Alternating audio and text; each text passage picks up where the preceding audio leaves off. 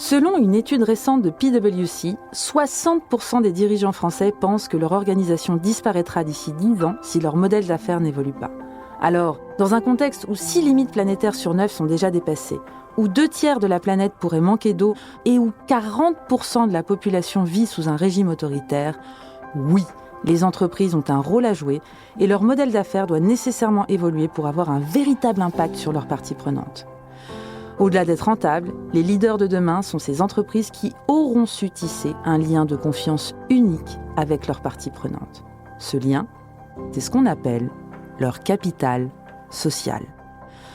Je suis Nathalie Descoux. Dans ce podcast, je pars à la rencontre de celles et ceux qui, par vision, conviction ou tout simplement pour une question de survie, ont repensé le modèle d'affaires de leur entreprise ou leur industrie pour le rendre plus durable. Quel a été leur détonateur ? Comment ont-ils fait ? Quel impact sur leurs parties prenantes ? Quelle valeur cela a-t-il créé pour l'entreprise ?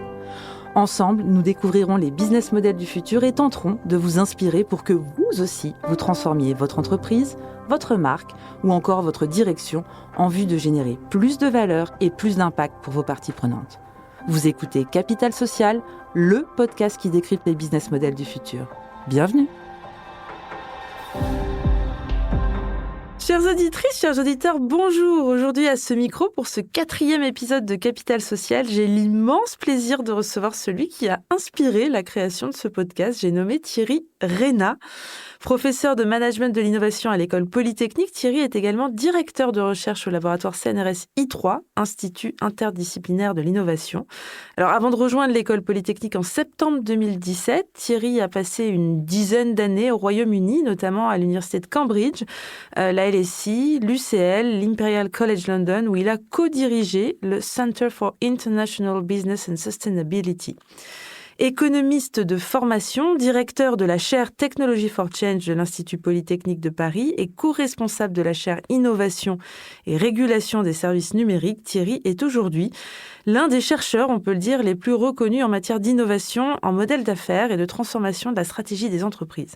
Thierry, bonjour et merci de nous faire l'honneur d'être avec nous aujourd'hui. Je suis d'autant plus ravie de vous recevoir à ce micro, ayant moi-même eu la chance de suivre vos cours d'innovation en modèle d'affaires à l'Executive Education de Polytechnique et de vous compter parmi les membres du comité scientifique de NADVISE, le cabinet de conseil en stratégie d'avenir que je dirige. Alors, première question, vous le savez, Capital Social, c'est le podcast qui décrypte les business models du futur. Et pour décrypter, quoi de mieux qu'une méthode ? Justement, une méthode d'innovation modèle d'affaires, vous en avez co-inventé une avec Valentine Georget, également chercheuse et enseignante spécialisée en sciences de gestion et du management. Cette méthode, elle s'appelle 360 Business Model Innovation. Est-ce que vous pourriez nous la décrire ? En quelques mots, ça va être un peu compliqué, mais je vais essayer. Donc en fait, l'idée de cette méthode, c'est de repenser la manière dont les entreprises voient la stratégie. C'est vrai que les entreprises ont tendance à voir la stratégie comme le résultat d'un stimulus externe. Puisque d'ailleurs, quand on étudie la stratégie habituellement, la manière dont on étudie la stratégie, c'est que vous allez étudier des cas de grandes institutions comme Harvard Business School. Et puis du coup, implicitement, on vous dit, si vous êtes dans telle situation, ça veut dire que vous devez faire comme telle entreprise. Donc, par exemple, si vous fabriquez un bien qui n'est pas détruit par la consommation, ce qu'on appelle un bien durable, rien à voir avec la durabilité de la planète, mais voilà. Donc, dans ces cas-là, le cas typique, c'est celui de Xerox, qui, en 1979, s'est rendu compte qu'il n'arrivait plus à vendre de photocopieurs parce qu'ils avaient déjà vendu des photocopieurs. Et que donc, du coup, la solution, c'était de louer. Voilà. Ouais. Donc, la manière dont on voit la stratégie habituellement, c'est vraiment ça. C'est-à-dire qu'il y a un cas, et puis du coup, il faut faire comme tout le monde. D'accord. Et c'est pour ça qu'en stratégie, on appelle ça habituellement le one best way, c'est-à-dire qu'un environnement économique donné, il n'y a qu'une bonne stratégie. Et du coup, c'est pour ça que les entreprises s'adonnent à leur passe-temps favori, qui est de faire du benchmarking, c'est-à-dire regardons qui fait mieux que nous, et puis essayons de copier cette entreprise, tout en étant un petit peu différent, évidemment, mais enfin, en tout cas, le principe est là. Alors que, en fait, on se rend compte que l'environnement des entreprises est devenu beaucoup plus complexe, Elles sont dans un écosystème de parties prenantes qui est extrêmement vaste, avec tout un tas de parties prenantes qui ont les moyens de faire beaucoup de choses, de communiquer, de les aider à innover, de parler de leurs produits, de faire du lobbying.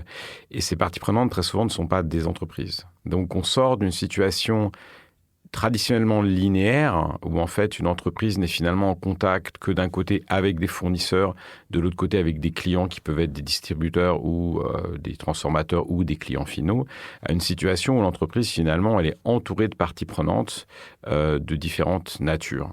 Et donc pour pouvoir arriver à penser la stratégie dans un contexte pareil, il faut nécessairement trois types d'outils. Un premier type d'outil qui est lié au business model lui-même, qui est en fait finalement un modèle lié à la valeur, c'est-à-dire que l'entreprise puisse comprendre mieux quelle valeur elle propose, qu'est-ce qui lui permet de créer cette valeur qui est proposée et créée finalement, comment est-ce qu'on la diffuse, comment est-ce qu'elle touche, quel segment de marché elle adresse, et puis comment est-ce qu'on arrive jusqu'à ses clients. Comment est-ce qu'on capture de la valeur ? Puisque si on fait tout ça, en général, c'est pour récupérer quelque chose. Et puis enfin, comment est-ce qu'on communique autour de tout ça ? Donc ça, c'est vraiment le premier outil qui va permettre à l'entreprise de voir vraiment sa manière spécifique, du coup, qui va être extrêmement différente d'entreprise à entreprise, hein. Même dans des secteurs aussi, on va dire, standardisés, par exemple, que, je sais pas moi, la téléphonie mobile. Quand on applique ces outils à nos 4 acteurs en France, on voit bien que, en termes de création de valeur, il y a finalement pas grand-chose à voir entre, mettons, un Free Mobile qui s'appuie sur des Freenote et traditionnellement un Orange, ancien acteur public qui s'appuie sur un réseau d'agences. Même si ces entreprises ont tendance à se copier du point de vue stratégique, quand on fait une analyse de leur valeur, on se rend bien compte que finalement, c'est potentiellement assez différent. Donc, le premier outil va nous permettre d'expliciter ça. Cette valeur, l'entreprise ne la crée pas seule, hein, elle la crée avec d'autres acteurs. Et donc, du coup, il va falloir représenter l'écosystème des parties prenantes de l'entreprise, alors qui sont d'autres entreprises, par exemple les fournisseurs ou les clients si on est en B2B, qui peuvent être les organismes de financement, le monde académique tel que moi, les institutions nationales, internationales, régionales, la société civile, etc., etc. Et comme je le disais, dans ce monde qui émerge, une bonne partie des parties prenantes qui sont impliquées vis-à-vis de l'entreprise ne sont pas d'autres entreprises, ne sont pas des parties prenantes avec lesquelles l'entreprise a un contrat. Et du coup, par exemple, les gens qui vont relayer des messages sur les médias sociaux, les régulateurs qui vont adopter des régulations qui sont favorables à l'entreprise, etc., etc., les médias qui vont parler de cette entreprise. Et donc, du coup, pour que ces acteurs qui finalement sont complètement autonomes, hein, qui sont dénués de relations contractuelles avec l'entreprise, pour qu'ils acceptent finalement de travailler, entre guillemets, en tout cas de mettre leur énergie pour aider l'entreprise, eh bien, en fait, il faut que cette entreprise ait un impact. Non seulement sur ses parties prenantes, mais disons plus large.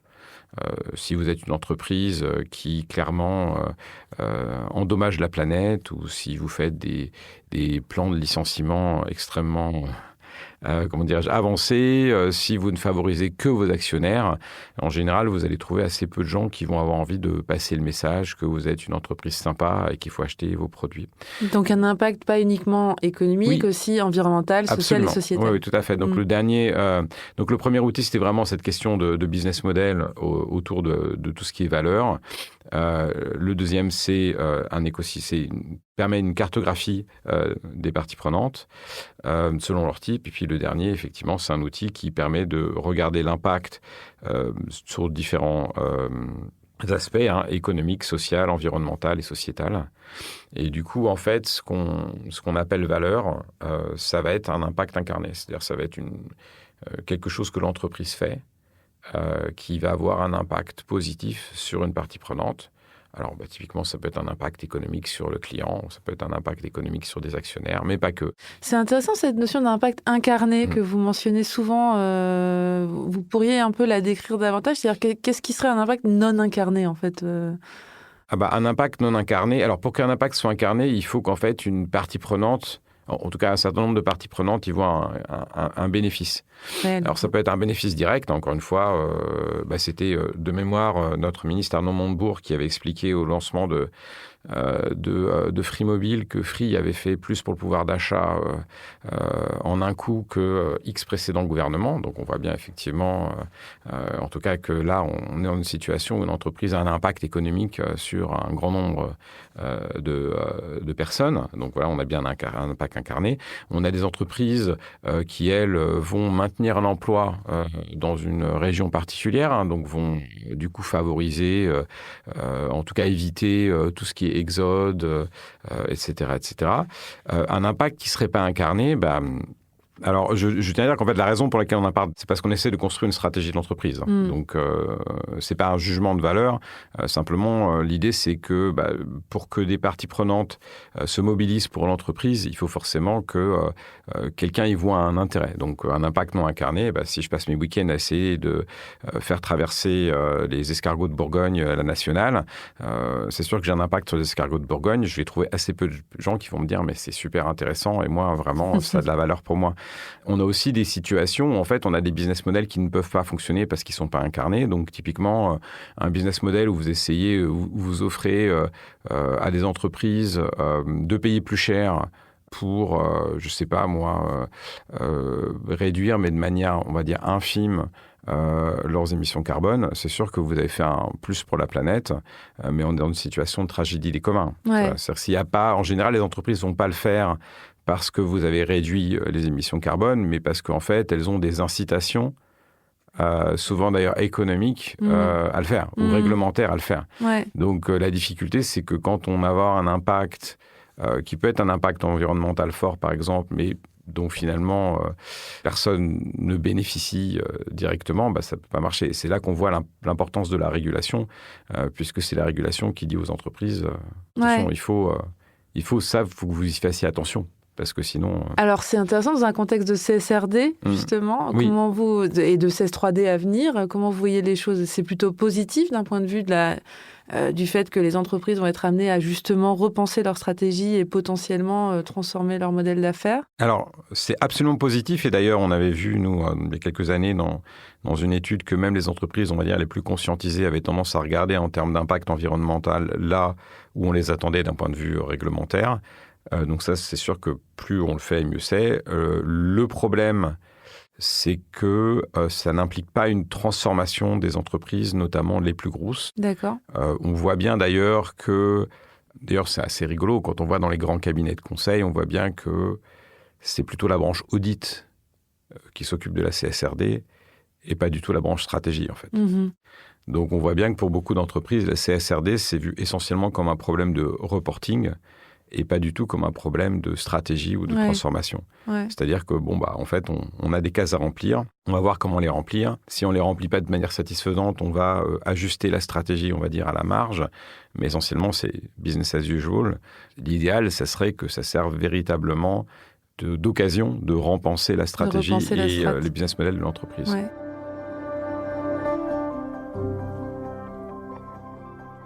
Alors, je reviens à votre méthode. Donc, en résumé, il y a 3 grands outils. La modélisation de la valeur, vous en avez parlé. C'est la modélisation de l'impact, entendu comme impact économique, environnemental, social et sociétal. Et puis, toute la représentation de l'écosystème de parties prenantes. Alors là, je m'adresse à l'économiste que vous êtes.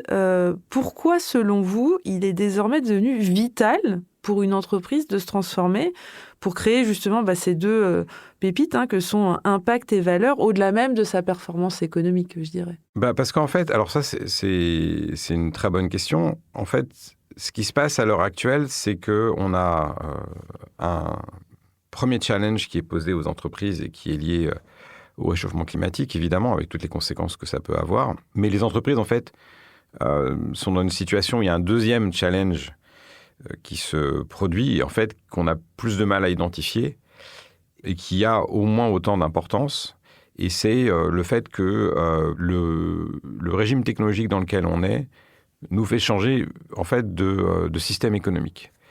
Pour être assez bref, en fait, l'ère industrielle qu'on est en train de quitter est caractérisée par le fait qu'un type d'acteur en particulier a le monopole de la propriété des outils de production, les entreprises.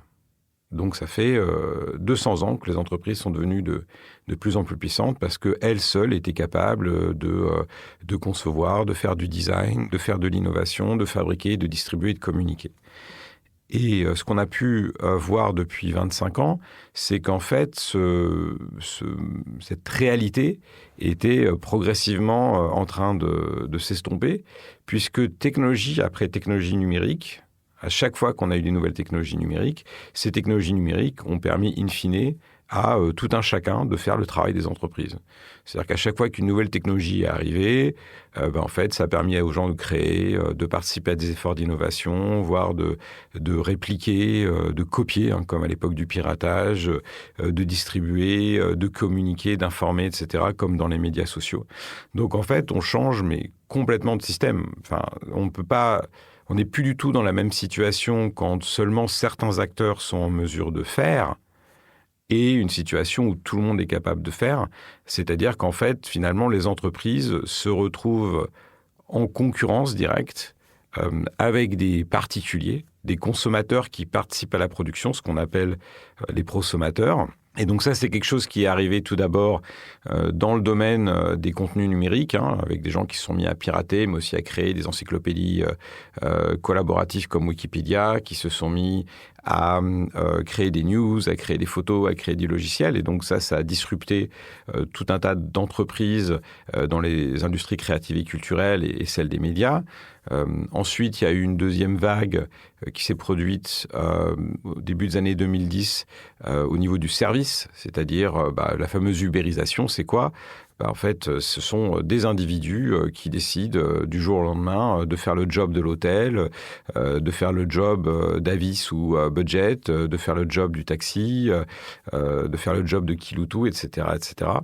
Et ce phénomène, il s'est étendu récemment dans le monde des objets, avec tout ce qui est notamment seconde main, Vinted, Le Bon Coin, qui ont du coup... en fait, tous les échanges qui ont lieu, ce sont autant de ventes en moins pour les entreprises établies.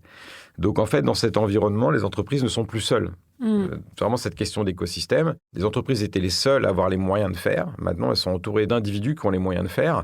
Et de ce point de vue, ce qui vient de se passer avec l'IA générative est exactement ça. C'est le vrai côté révolutionnaire. C'est pas la technologie qui en elle-même n'a rien de neuf, mais c'est que tout d'un coup, cette technologie s'est trouvée dans les mains des individus qui se sont mis à faire tout un tas de choses qu'auparavant, seules les entreprises ou les professionnels pouvaient faire. Il n'y a plus de barrière à l'entrée, en fait. Effectivement, il n'y a plus de barrière à l'entrée. N'importe qui peut rentrer sur un marché. Donc, dans ces conditions-là, soit l'entreprise essaye de faire seule comme avant, mais se retrouve avec une palanquée de concurrents, soit l'entreprise se dit, du coup, je vais me transformer. Et en fait, ces gens qui sont prêts à designer, à créer, à faire du marketing, à faire du bouche à oreille, à faire du lobbying, à m'aider à distribuer mes produits, en fait, je vais essayer de les utiliser, au sens noble du terme, afin d'assurer le succès de mon entreprise. Donc, effectivement, quand tout le monde a les moyens de production, faire seul, ça n'a absolument aucun intérêt. Autant la jouer collectif.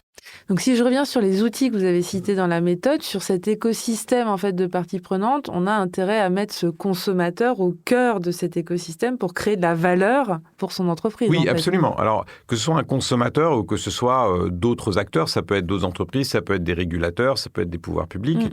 En tout cas, ce qui est assez clair, c'est que si on essaye de produire seul, par définition, on crée beaucoup moins de valeur et ça coûte beaucoup plus cher. Ouais. Enfin, le vrai succès d'Apple, c'est pas tellement la qualité de ses téléphones, c'est l'App Store. Imaginons le coût que ça aurait représenté pour Apple de développer elle-même, ne serait-ce que les 20-30% des applications les plus populaires sur l'App Store. Ouais. On parlerait littéralement de centaines de milliers d'applications. Ça coûterait une fortune.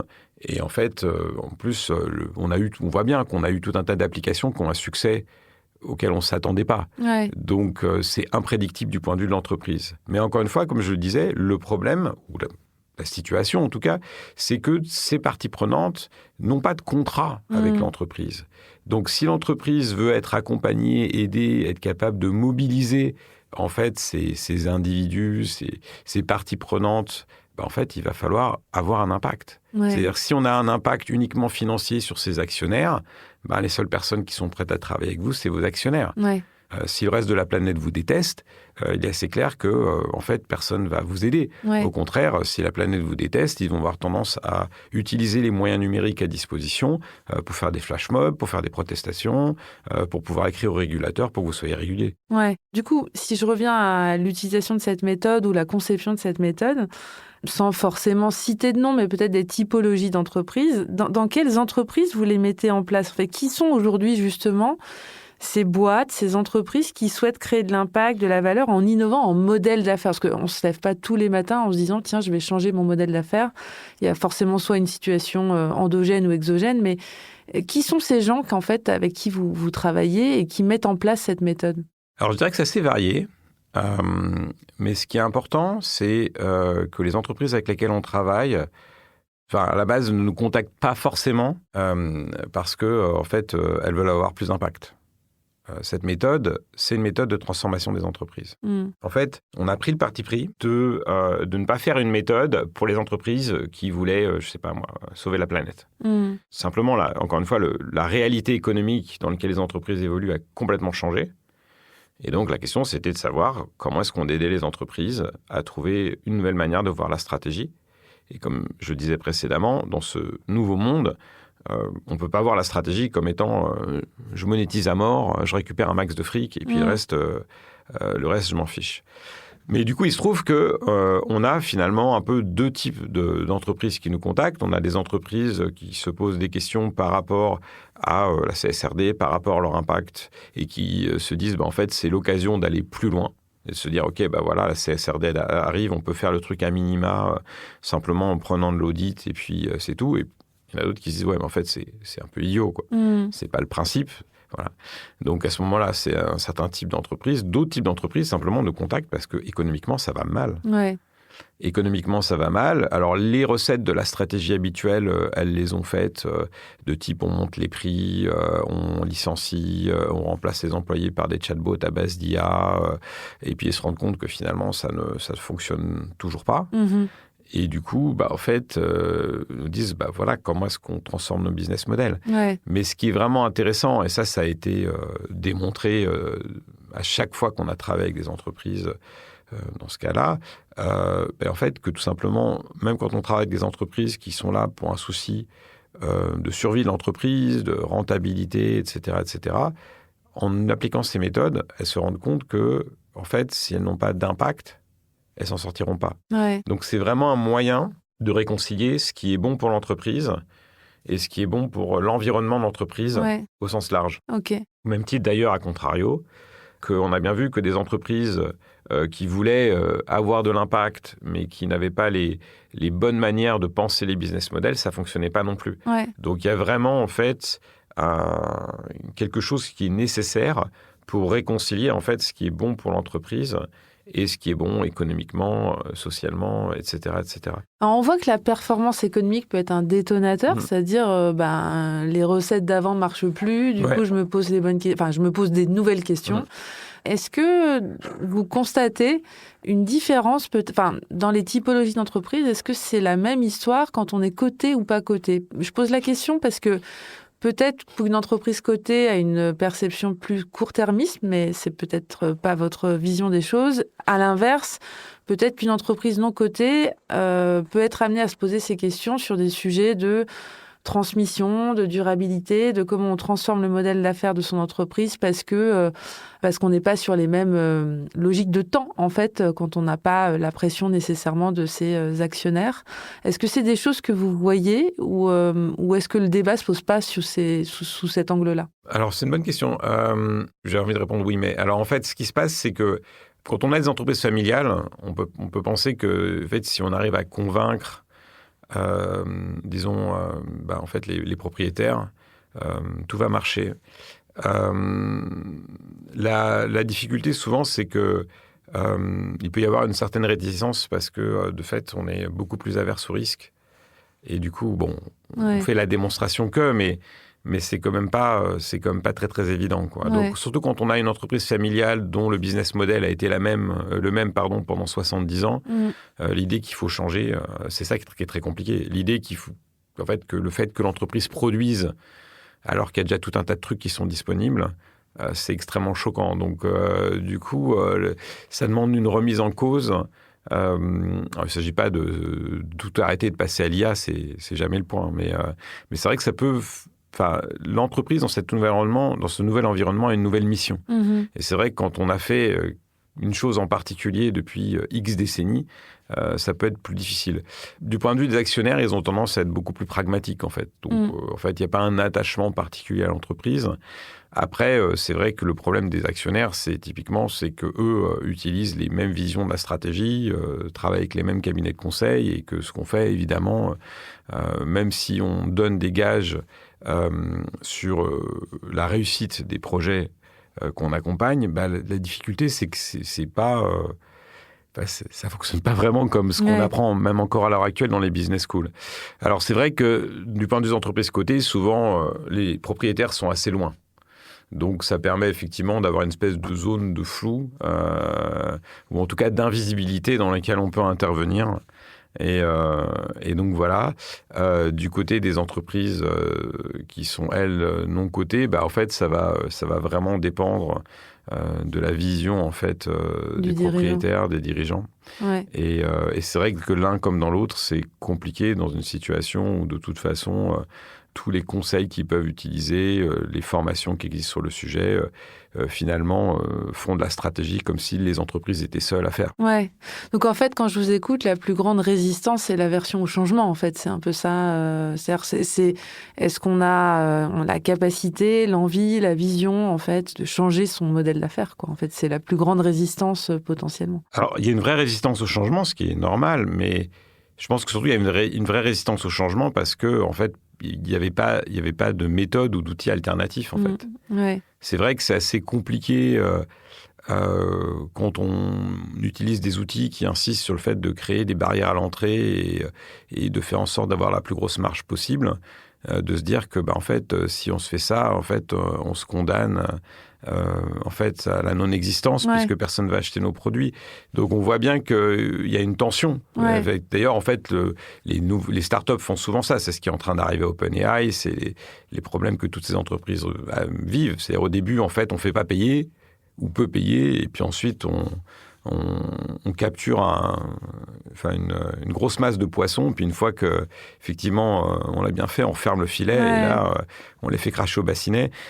C'est extrêmement mauvais comme stratégie. Ouais. Donc en fait, de ce qu'on a pu voir, c'est qu'à partir du moment où on est capable d'offrir une méthode qui permet une approche scientifique de la stratégie, avec des outils qui permettent de représenter de manière fine la capacité de création de valeur de l'entreprise, son environnement et son impact, on voit que là, il n'y a pas de problème. Ouais, okay. Parce qu'en fait, en utilisant ces méthodes, on s'est rendu compte que si l'entreprise se lance dans une innovation en business model qui va lui coûter extrêmement cher ou qui va lui prendre énormément de temps ou qui la met dans une situation de risque, c'est probablement qu'elle essaie de faire quelque chose qui n'est pas légitime.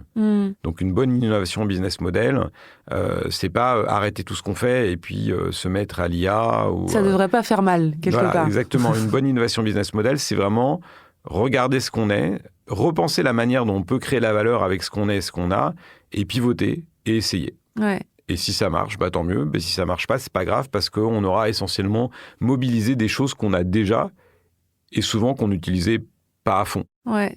Alors, c'est intéressant parce que du coup, on parle de nouvelles méthodes, de monde qui change. Vous êtes enseignant à Polytechnique et donc vous enseignez à des futurs dirigeants.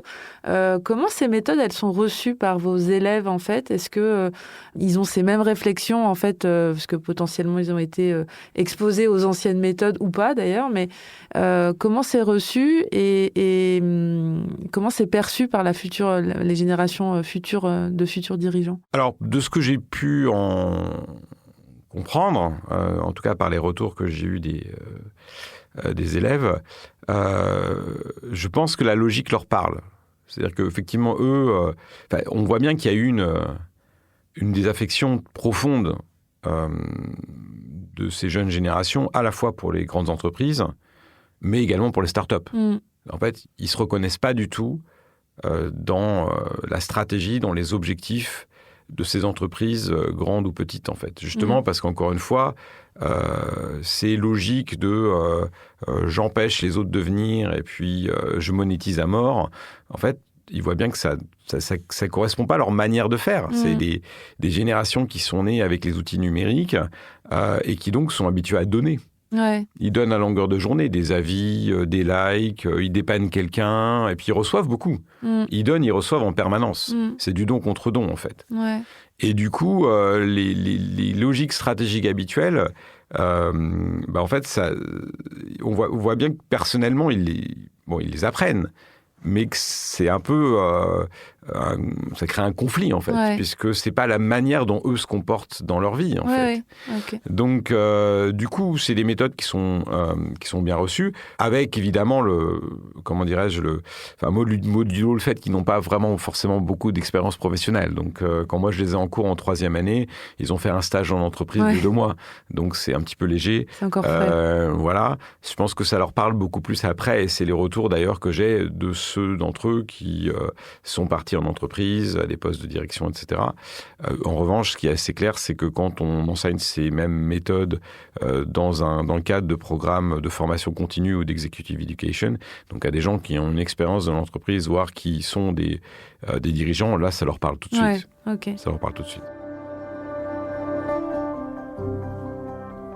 Alors, je vais m'adresser donc aux chercheurs. Est-ce que vous voyez aujourd'hui des entreprises qui prétendent avoir des business models durables, mais dans les faits ont davantage ce que j'appellerais en fait des initiatives durables, sans pour autant remettre justement en question leur modèle d'affaires?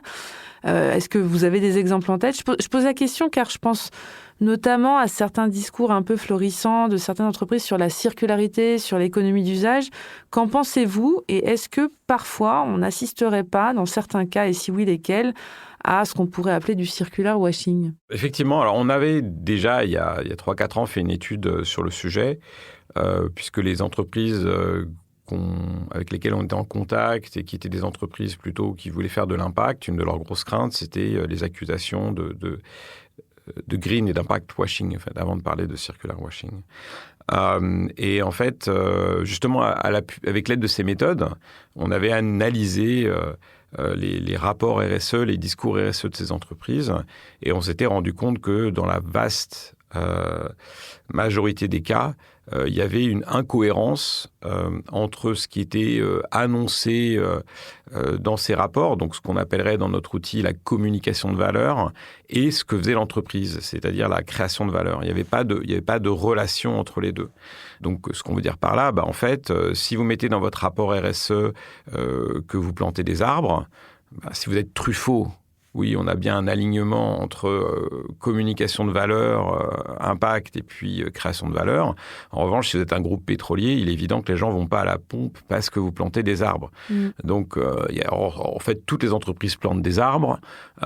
Toutes les entreprises où beaucoup mettent des ruches sur le toit pour favoriser la biodiversité, alors que mes collègues biologistes me disent qu'au contraire, ça endommage la biodiversité. Donc, on voit bien qu'effectivement, il y a dès le début, en fait, une décorrélation assez forte entre tout ce qui est RSE, impact et finalement les activités d'entreprise. On a vraiment l'impression que finalement la plupart des entreprises sont d'un côté business as usual et puis ensuite on va prendre des initiatives responsables RSE pour se faire pardonner, mais sans qu'il y ait un alignement entre les deux. Et du coup, ça c'est un vrai problème. Pourquoi ? Parce que ça tue la pérennité de tout ce qui est action RSE à impact. C'est-à-dire que tant que l'entreprise gagne de l'argent, ça va aller. Mais dès que l'entreprise commence à gagner moins d'argent, parce que ces initiatives RSE, le plantage d'arbres, etc., ça leur coûte, elles vont être arrêtées immédiatement. C'est ça qu'on va sucrer en premier.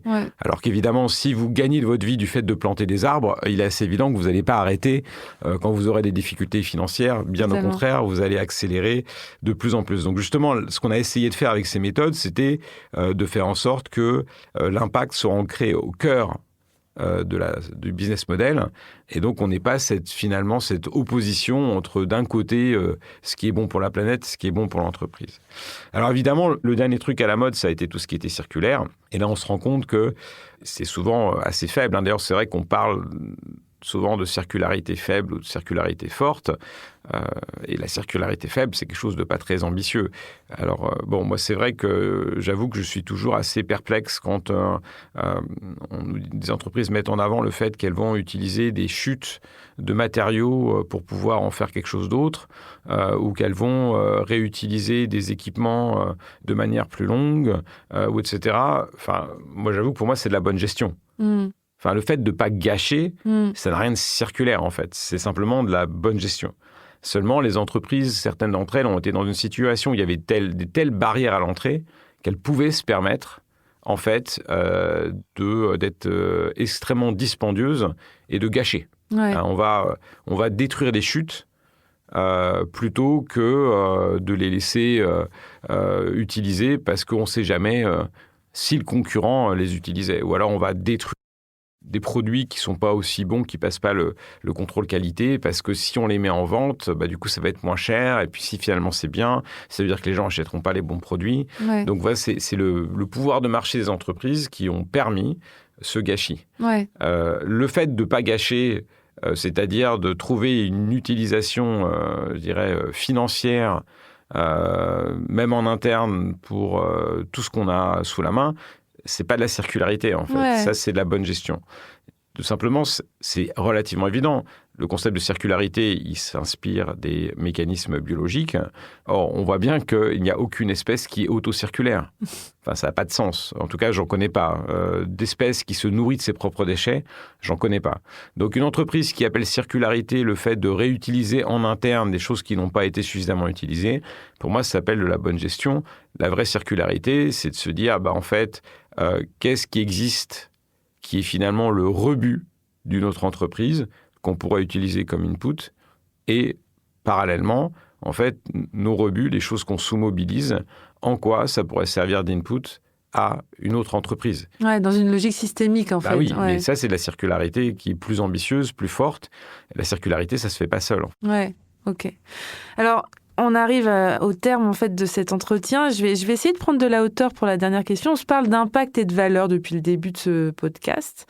En tant que chercheur et presque observateur du monde qui nous entoure, est-ce que ce qui se passe chez nos voisins américains en ce moment même, où je le rappelle, plusieurs grandes entreprises ont récemment annoncé, entre autres, l'annulation ou même la réduction de leur programme de diversité, d'équité et d'inclusion, est-ce que ça ne vous inquiète pas? Et je vais être plus précise, je pense notamment à Walmart qui a déclaré en décembre 24, à la fin d'année dernière, mettre fin à son programme D&I, ou encore plus récemment McDonald's qui, il y a à peine quelques jours, le 7 janvier, a annoncé l'élimination des objectifs de représentation et le retrait de son engagement à embaucher des fournisseurs diversifiés. Quel impact sur, on aime bien ce terme-là, le capital social de ces entreprises? Et est-ce que vous pensez que cette vague, qui est clairement un recul en matière d'impact social et sociétal, a un risque en fait de déferler en Europe sur nos entreprises? C'est quoi votre avis sur cette question-là? Alors pour répondre à cette question, il faut peut-être préciser un petit peu ce qu'on entend par capital social. Alors, il y a plusieurs définitions, mais en règle générale, ce qu'on entend par capital social, c'est de la confiance cognitive ou affective, des liens sociaux, des réseaux sociaux, et des normes partagées, des valeurs partagées qui vont déclencher de la réciprocité et de la coopération. Eh bien, en fait, ce qui est assez clair, c'est que ce capital social, dans un monde qui devient extrêmement polarisé, en fait, il ne peut pas y en avoir qu'un. Et donc, en tant qu'entreprise, si j'essaye de plaire à tout le monde, en fait, je plais à personne. Je suis insipide. Et donc, par définition, il va y avoir d'autres acteurs, d'autres entreprises qui vont dire, moi, là, ma norme, c'est ça. Mes valeurs, c'est ça. Et du coup, en fait, qui vont créer un capital social qui va être moins universel. C'est-à-dire qu'en fait, il y a peut-être moins de gens qui vont les aimer, mais en tout cas, qui va être spécifique. Ouais. Et plus authentique, on va dire. Et donc, je pense que malheureusement, en fait, ça va s'accélérer. Ouais. C'est-à-dire que on voit bien que, en fait, quand on a un capital social, quand on a des normes, quand on a des valeurs qui sont clairement affichées, il se peut même que des gens qui ne partagent pas ces normes et ces valeurs, en fait, vous choisissent simplement parce que dans un monde où on a trop d'informations, où il y a trop de choix, vous représentez un choix clair. Et donc, on l'a bien vu aux dernières élections américaines, on voit bien qu'on a d'un côté, en fait, le gagnant qui, lui, a en fait des valeurs qui sont assez claires, qui est très clair dans ce qu'il pense, ses affirmations, etc., qui a tendance à essayer au moins un minimum de faire ce qu'il dit. Et du coup, contrairement à la dernière fois où Trump a été élu, cette fois-ci, il a gagné le vote populaire. Ouais. Or, il est assez évident que tout le monde qui a voté Trump ne partage pas entièrement ses valeurs et ses normes. Donc, le capital, a priori, n'a pas un capital social fort vis-à-vis de lui. Mais en fait, il n'empêche que dans une situation où il est face à, du point de vue de l'électorat, une nouvelle venue, dont on ne connaît pas les normes, dont on ne connaît pas les valeurs, qui a un message qui est peut-être plus raisonnable pour nous Européens, mais qui est un peu « ça dépend, on va voir », en fait, ça ne tient pas. Ouais. Et donc, on va être dans un monde qui est tellement bruité avec une multiplicité d'offres, quelque part, en fait, les entreprises vont avoir tendance à se dire « Ok, nous, on est l'entreprise qui a telle position, telle valeur. » La clarté, quoi. Voilà, ça va être une objectif de clarté. En plus, ça permet aussi, pourquoi pas, de faire des économies. Donc, si elles sentent que le vent tourne plutôt d'un côté, voilà. Donc, c'est vrai qu'on a été un peu, ces dernières années, dans une situation où on avait plus d'inclusion, plus de tolérance, parce qu'on avait l'impression que c'était ça qui vendait. Donc, on avait plein de grosses boîtes qui se sont mis à faire ça. Et puis là, on se rend compte que finalement, c'est pas bien vu, qu'on se fait accuser de wokisme. Et donc, par définition, ça veut dire qu'on a plutôt intérêt à se débarrasser de ces zéro hippo et puis finalement de se montrer viril ou macho. Je sais pas, il y avait une interview de Zuckerberg récemment sur le sujet qui, a priori, revient aussi sur ce type d'engagement. Donc, en fait, la polarisation aidant, on risque effectivement de voir apparaître des entreprises qui vont avoir des choix assez extrêmes, en tout cas assez clairs. Hein. C'est comme, on parle beaucoup des polluants éternels. En fait, on a une entreprise, Tefal, qui a décidé de mémoire de favoriser les manifestations de ses employés pour avoir le droit de continuer à produire des poêles qui contiennent des polluants éternels. Ouais. Et donc, on voit bien effectivement que ça, pour une partie de la population, c'est quelque chose qui est tout à fait entendable parce que du coup, ça préserve l'emploi, ça a un impact social, etc. Mais on va plutôt vers un monde qui est beaucoup plus clivé. Et dans un monde qui est extrêmement bruité, en fait, avoir une identité où on est, nous, on est bon avec tout, on essaye de tout bien faire, on est extrêmement lisse et c'est vrai que c'est pas forcément très, très entendable. Donc, donc la clarté, en fait, va prendre d'autant plus son importance dans cette logique. Comme on l'a vu en politique avec le populisme, en fait, c'est pas un hasard non plus, en fait. Dans un monde où on a tellement de news, tellement de contenu, etc., les gens n'ont pas l'occasion, l'énergie, le temps d'écouter un programme politique qui serait raffiné. Plus c'est gros, plus ça passe et plus c'est audible, en fait. Mais d'où peut-être, on revient sur ce qu'on se disait précédemment, dans ces sujets-là, l'importance du régulateur parfois sur certains sujets. Alors, est-ce que là, on en a besoin ou pas, c'est une question, mais le régulateur aussi permet de parfois réguler... Ah oui, non, absolument. De toute façon, alors c'est vrai que le problème, c'est que le régulateur a toujours tendance à arriver un peu plus tard, pour des raisons assez évidentes. Faut pas réguler dans l'émotion, parce que ça, c'est absolument tragique. Hein. Mais là, on est vraiment dans une situation de changement de régime économique. La régulation a été faite pour contrôler des entreprises. Pas des individus. Totalement. Alors en fait, que ce sont les individus qui font le plus gros du travail qui est fait sur les médias sociaux. C'est extrêmement facile pour Meta de dire, en fait, c'est pas nous qui propageons les fake news. En fait, ce sont des gens qui propagent les fake news. Donc il y a quelque chose quand même qui est assez essentiel du point de vue de la régulation. Honnêtement, la polarisation, est-ce qu'on voit arriver, va largement endommager non seulement nos démocraties, mais notre capacité à vivre ensemble. Ça va être extrêmement brutal. Donc, il est assez évident que toute régulation qui déjà permettrait de ne pas recommander... je pense que le truc de base, ça serait simplement de dire, en fait, j'ai le choix de ne pouvoir voir que ce que les gens avec qui je suis connecté partagent. C'est-à-dire, les algorithmes de recommandation dans ces médias sociaux, c'est véritablement le nerf de la guerre et ce qui crée la polarisation en grande partie. Donc, c'est clair qu'il y a un vrai travail urgent de la part du politique. Si on ne veut pas se retrouver dans une situation, en fait, il n'y aura plus la possibilité de faire quoi que ce soit. C'est clair. Alors, cette interview touche à sa fin. Je tiens à vous remercier grandement, Thierry, pour votre discours, je dirais, sans langue de bois. Ce fut un véritable plaisir pour moi de vous recevoir à ce micro. Et si je devais retenir quelques mots, je dirais impact, évidemment, valeur et capital social. On a terminé dessus. Thierry, je vous remercie, ainsi que toute l'équipe technique de One2 qui rend ce podcast possible. Et je vous donne rendez-vous à vous très vite pour le prochain épisode de Capital Social, le podcast qui décrypte les business models du futur. Merci. Merci Nathalie.